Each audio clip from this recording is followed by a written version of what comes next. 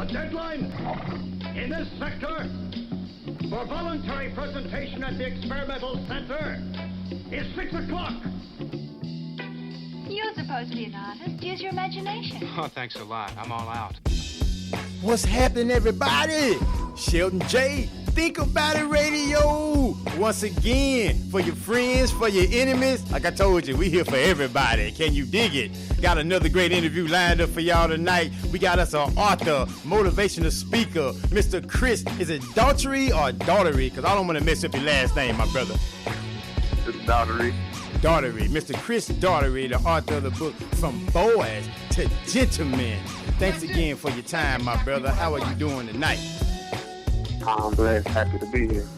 That's good, man. That's good. Hey, I appreciate your time. I know you're a busy man. As I mentioned before, you know, you're doing you're writing the book. You're going around doing different speaking engagements because I see you on social media doing your thing too, man. And I want to congratulate you for that. And before we get too far into it, tell everybody about your book, your project, how to get at you, all that good stuff.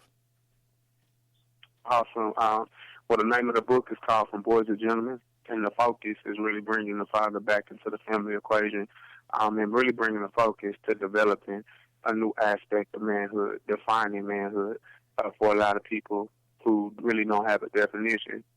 As I started working in rec centers and detention centers, I really started seeing how the absence of a father was affecting our community. So instead of sitting back and, you know, trying to put myself on a pedestal for being a present father, I really asked myself, how could I possibly make sure that the message that was given to me by my grandfather could be heard through a different channel. So I put my program together and I wrote a book. With the book, it's really I really don't want people to think it's just for the young men. It's for the young ladies as well. Can't tell you how many single mothers have read the book and really been able to find themselves within the story. And the focus is really, like I said, bringing the father back into the family equation by teaching young men to treat women like you would want your mother, sister, daughter to be treated. It's a collaboration of true stories. It's not a self-help book, anything like that. It's an actual story that really gives people the opportunity to either venture into something that they may not have experienced. You know, it may be hard for you to understand the absence of a father. You always have a father there. But it also gives, you know, a new perspective for those people who don't experience that, but it also gives kind of a voice to those who have gone through situations without that being heard. You know, a lot of things we may know of, but nobody really wants to talk about it. We don't set a platform for it to be spoken on. So that's kind of the focus with the book, is making sure that people's voice is heard. And one of the things we say in the book is the absence of a father doesn't equal the absence of responsibility. Someone or something is going to take their place, and we want to be more intentional of being the thing that takes their place instead of music and media. I like that. I like that idea and that concept behind it. I got my copy today. Okay, and then I read some of the excerpts of the book as well. And the thing about, I was connected with you a while ago on social media, and I lost contact with you. I'm glad I found it back again, and I'm glad you reconnected with me. But I looked at something in that book in reference to the absence of fathers and the importance of that. I went through a divorce like years ago. Well, I'm married again now, but I went through a divorce years ago. And I'm going to tell you something, man. The hardest thing for me leaving that household was knowing that I would not be in my son's life every day. Yeah. That was the hardest thing for me. And now, because he's 13 and he's been around his mom's influence a lot and that kind of influence for the regular, me and him still, we still try to build our relationship, but I know it's not as strong as it would have been had I been there. And so I know firsthand what you're talking about, the importance of a father being there, or say someone responsible, because someone is teaching that child something. And if it's the opposite of what you want that child to know from a male perspective, it's kind of hard, man, walking that path. And unless someone's really gone through that, it's easier said than done. Yes, sir. Yeah, so I appreciate I'm following you 100%. I'm actually a single father of 3. And just went through a year battle. Getting my boys. And, well, congratulations on that, my well, brother. Well, sorry about the divorce, but congratulations to the kids. Yes, sir. I appreciate that. Oh, definitely, man, definitely. Because you're right about that. So when did you realize? Like, when did that light bulb go off? You know what? I should write a book about this because more people should know about this, and this is just some real life stuff that everybody goes through every day. I actually started I was in the military. I just got out of basic and I was in tech school.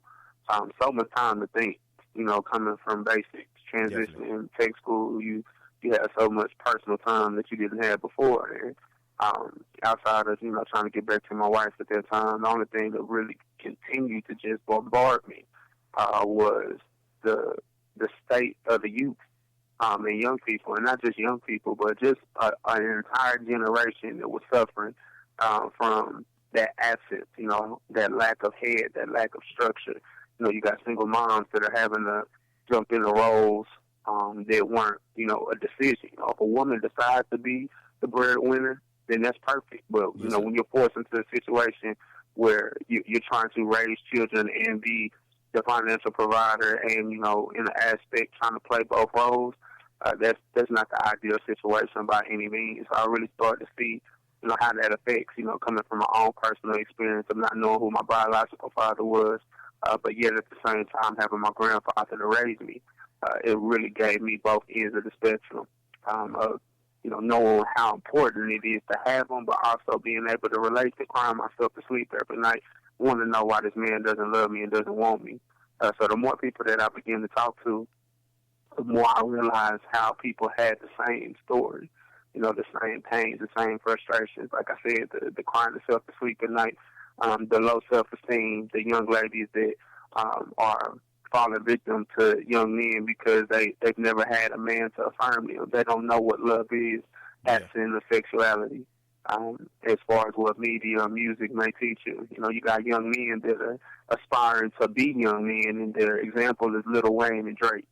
You sit back and think like, oh, God, if this is how my child is really looking to as far as manhood, how could I expect him to see my daughter as anything less than a sexual object?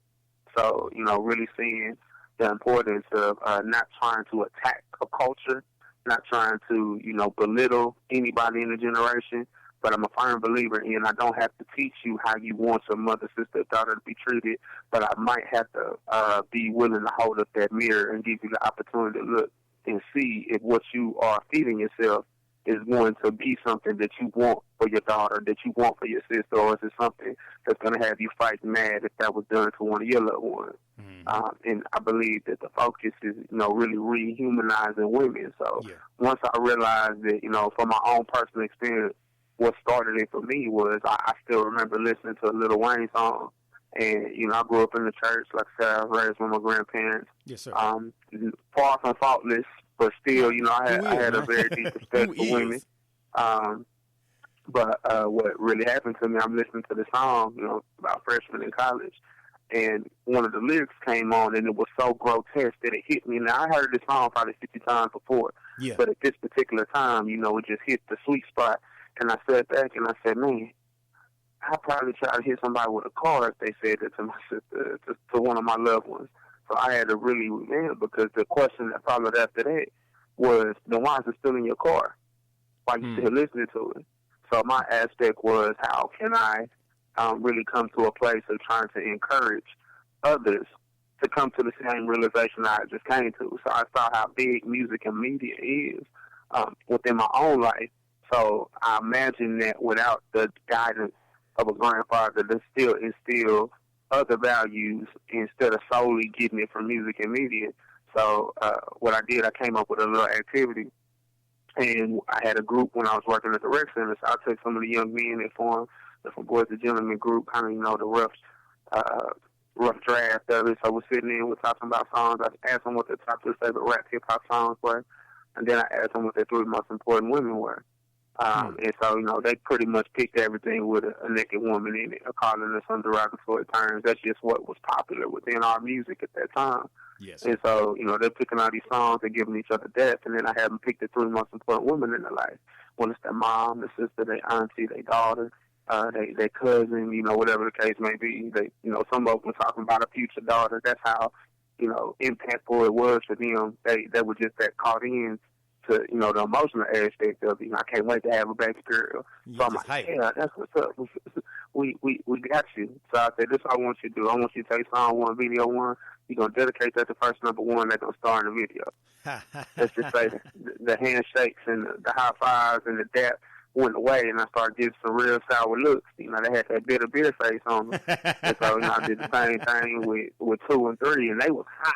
bro. I mean, they was mad. They were hot up fish grease. Yeah. Yes. So, they was real sour about it. So I asked them, why y'all so mad? And they looked at me like, you can't even be my mentor no more, Mr. Chris. Like, you said this song, this class about respecting women. I killed somebody that played a song for my mama. I burned the whole set down if you had my little sister in there looking like, oh. And I said, well, it's interesting that you say that. But my question to you now is, do you realize that every last one of these women that you're subjecting to just being your lustful and sexual object is somebody's mother, that's somebody's sister, that's somebody's auntie, that's somebody's cousin, that's somebody's daughter? I said, so next time you see, the lady from Freakily, and you talking about, how big and bad she is, and we talking about tip drill, and the one with the white on, then I want you to sit back and ask, could that be your sister? Without you flipping out and trying to bust everybody's TV up. Could that be your mother? And then, one of the elements that really allow us to hit an emotional place was I asked, as we go through this process of trying to understand it, I started to ask them, is the way that we be women possibly responsible for how your dad saw your mom is the reason why he's not here now? And I think that's where we really have to come to the root of, if we can get these young men to see the aftermath. And I think one of the things that I'm being exposed to now, as I working as an instructional aide at a middle school, and what I'm getting to see now is a lot of these kids, they have a life expectancy of 21 to 25. You're right, man. So even talking to them about anything past that is irrelevant. So you're talking to them about parenting or anything of that nature, they pretty much just leaving a reminder of who they were back. They're not expecting to raise these kids.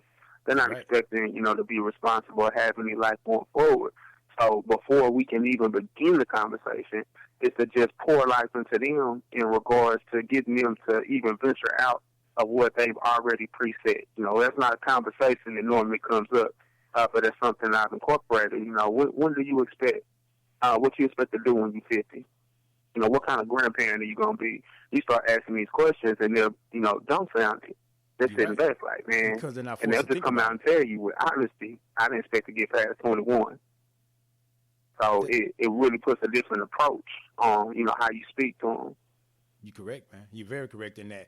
And I like how you do it, though, because you challenge their thinking. You don't allow them just to stay where they are and stay inside their comfort zone. You allow them, you force them, you know what, I have to really think and put some thoughts together to even answer this question, even though it's caught me by surprise, but they still get something out of their mouth because, again, you're able to challenge their psyche and reach them in a spot that no one's really touching or even care to touch.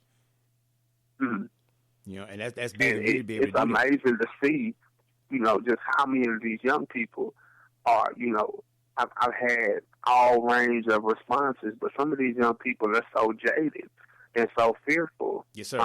Not just of failure, but terrified of success.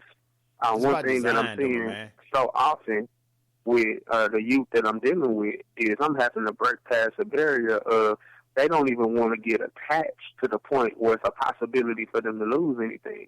And being conscious of that allows me to approach them with a different mindset. I'm not taking offense to some of the things that they do because I already know what time it is. I know that you don't have a problem with me. You trying to get me to get away from you because you're terrified that, hey, I might make a connection and you might leave me tomorrow.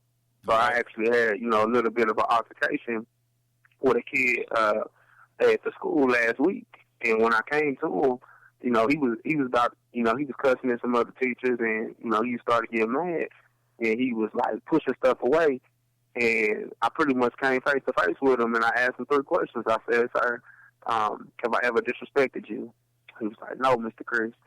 I said, do you think I would do anything to harm you? He said, no. I said, do you think that I have it out for you to where I want something bad to happen to you? He said, no. He just started crying. I said, what I need from you right now is to understand you can't get rid of me.